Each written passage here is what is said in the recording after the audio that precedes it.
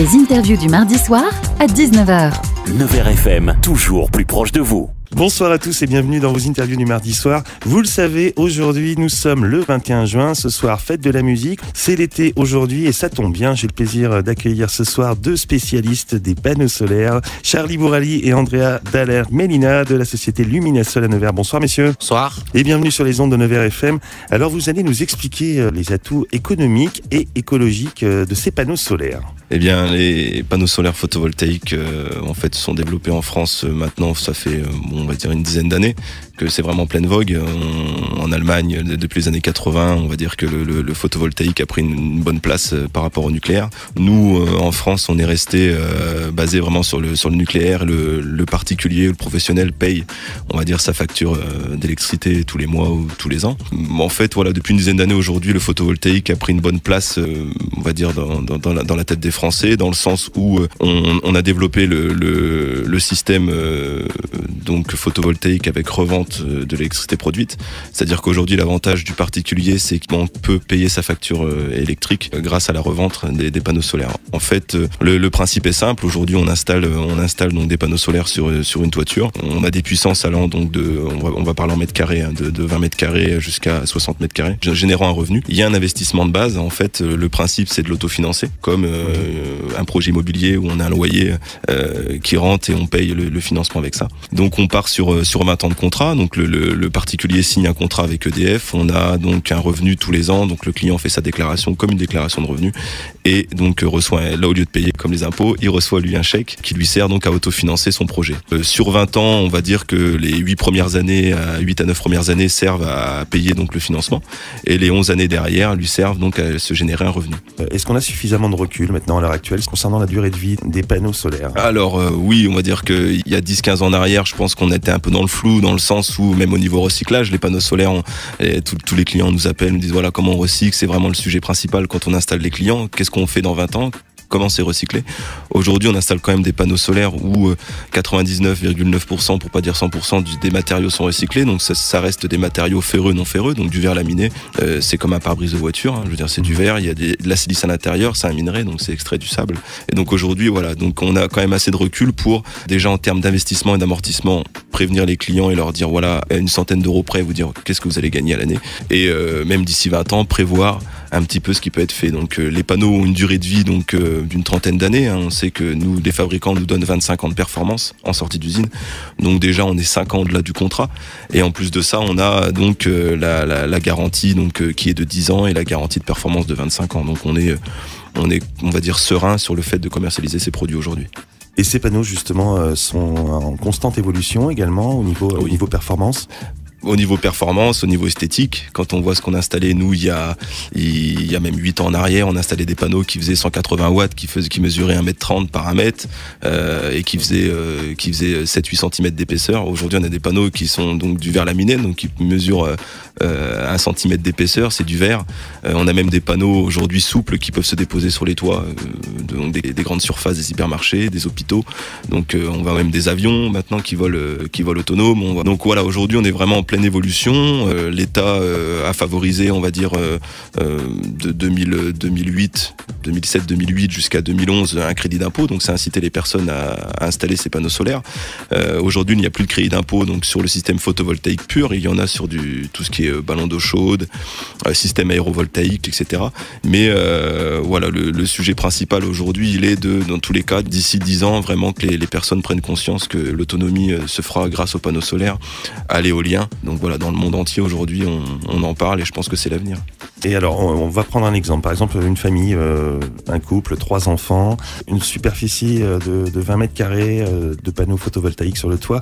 Qu'est-ce que ça apporte ? Qu'est-ce que ça génère, on va dire, en termes, je sais pas, ça couvre le chauffe-eau, ça peut couvrir aussi une partie du chauffage. En fait, aujourd'hui, on a 2 choix, on a même 3 choix. Aujourd'hui, il y a plusieurs choses qui s'offrent aux clients pour le particulier. C'est pour ça que nous, on essaye un maximum de sensibiliser les gens par rapport à ça, parce que les gens pensent pas ce que va leur dire leur voisin, parce qu'il y a une mauvaise expérience du panneaux solaires. Donc non, aujourd'hui en fait on a plusieurs choix. On a le choix donc de revendre l'électricité produite à EDF. Donc pour 20 mètres carrés, on a un tarif d'achat quand même qui est 2 fois supérieur à celui que l'on paye. Donc c'est-à-dire que EDF rachète aujourd'hui, à l'heure où je vous parle, 24 centimes de kilowatt, alors que le client le paye entre 10 et 12 centimes. Donc déjà l'État favorise le tarif d'achat. On est le seul pays en Europe aujourd'hui à racheter à ce prix-là. Hein. L'Allemagne, il y a des années, donc, mais aujourd'hui ont un tarif très bas. Mais en fait, ce qu'il faut savoir, c'est qu'aujourd'hui une famille de 3 personnes qui a un pavillon de 120 mètres carrés, je prends le classique, qui va avoir une facture de 1000 euros d'électricité à l'année, donc 100 euros par mois. Je prends des chiffres ronds. Va générer à peu près 900 euros de revenus. Donc avec le panneau solaire. Donc en fait, aujourd'hui, moi je sensibilise aussi et je fais appel aux constructeurs de travailler sur ce système-là, dans le sens où une personne aujourd'hui qui achète une maison, qui peut mettre 10 000 euros de plus dans le financement, qui lui coûtera peut-être, je sais pas, 30 euros de plus par mois pendant 20 ans sur la durée du financement, donc pourra générer 900 euros. Donc c'est-à-dire que en mettant 10 000 euros de plus aujourd'hui pour l'achat d'un kit solaire, donc c'est-à-dire qu'une personne qui achète sa maison, qui fait construire et qui met du panneau solaire de 20 mètres carrés, par exemple, bénéficiera dès la première année de 900 euros qui lui paiera sa propre facture. Donc il pourra payer sa propre facture pendant 20 ans. C'est l'avantage qu'on peut avoir aujourd'hui. D'accord. Et pour comprendre, alors de façon concrète pour les auditeurs, l'électricité on ne la stocke pas. Donc non, comment elle est utilisée? Du coup, elle va chez le voisin. En fait, tout le monde la réutilise. Aujourd'hui, en fait, aujourd'hui une installation classique, sans panneau solaire, un client qui pose ses compteurs EDF, on les relie au réseau. Donc c'est-à-dire que l'extrait qui est dans la rue, donc par des transformateurs, voilà. Donc un transformateur EDF, si vous voulez, qui est dans la rue et qui relie donc les clients. Bah voilà, en fait, le courant produit des panneaux solaires fait le chemin inverse. Le courant arrive chez les clients, le courant est produit des panneaux solaires et donc passe par un onduleur. L'onduleur, c'est ce qui transforme le courant continu en un courant alternatif, comme le courant qui arrive chez vous. Et après, on l'injecte directement au réseau. C'est-à-dire que EDF pose 2 nouveaux compteurs, donc un pour le soutirage, donc ce qui est donc injecté au réseau, et un autre pour la non-consommation, donc qui doit rester à 0. Et donc le courant, donc en fait, est réinjecté sur le réseau. Ça peut être le voisin de gauche, le voisin de droite, le voisin d'en face qui réutilise, ou même le courant peut revenir donc sur le réseau du client. Et en fait, les kilowatts sont donc numérisés donc sur le compteur. Et tous les ans, à la date anniversaire de son raccordement, le client fait sa déclaration par internet ou papier et reçoit un chèque. Alors, je vais me tourner vers Andrea pour la partie commerciale. C'est toujours en pleine expansion à l'heure actuelle. On arrive quand même à trouver plusieurs personnes qui sont quand même intéressées. Après, c'est sûr qu'il faut que les gens ils arrivent à passer le cap des panneaux solaires, parce que on a beaucoup de gens qui sont quand même rétractaires par rapport aux anciennes expériences que leurs voisins ou leurs amis ont connues. Il y a toujours une barrière psychologique un peu par rapport à... Ils sont peut-être toujours basés sur les débuts des panneaux solaires en fait.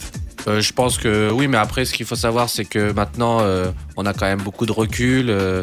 Nous, les entreprises qui restent, on a assez de recul, on travaille, c'est quelque chose qui est quand même sérieux, on essaye, nous, de guider les gens vers quelque chose qui peut être un plus pour eux, quoi. Nous, c'est vraiment, les gens, faut qu'ils arrivent à franchir cette barrière. Ouais, en fait. voilà. Faut qu'ils enlèvent leurs œillères et de se dire que il faut aujourd'hui prendre le pli. Aujourd'hui, il faut savoir quand même que EDF, c'est un crédit à vie. Les gens, tous les mois, ils payent leur électricité. Donc, je pense que réussir à leur faire franchir ce cap, de se dire aujourd'hui, je pose du panneau solaire. Donc, pour nous, c'est un travail parce que on est en permanence en train de sensibiliser, en train de rappeler aux personnes qu'aujourd'hui, produire sa propre énergie, ce serait rentable. Pour vous citer un exemple, je vais encore prendre l'Allemagne, parce que l'Allemagne, ils ont 30 ans d'avance sur nous.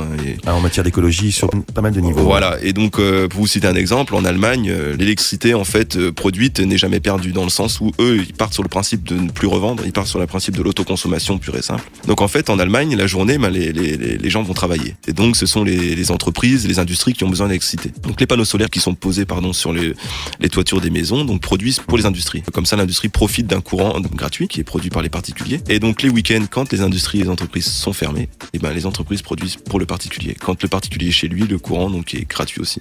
Donc aujourd'hui, il y a vraiment un échange, que ce soit au niveau professionnel et particulier dans ce système-là, au niveau solaire. Il faut qu'on arrive à développer ça en France. On a quand même Ségolène Royal qui essaye un maximum de développer, que ce soit sur la revente ou même sur l'autoconsommation.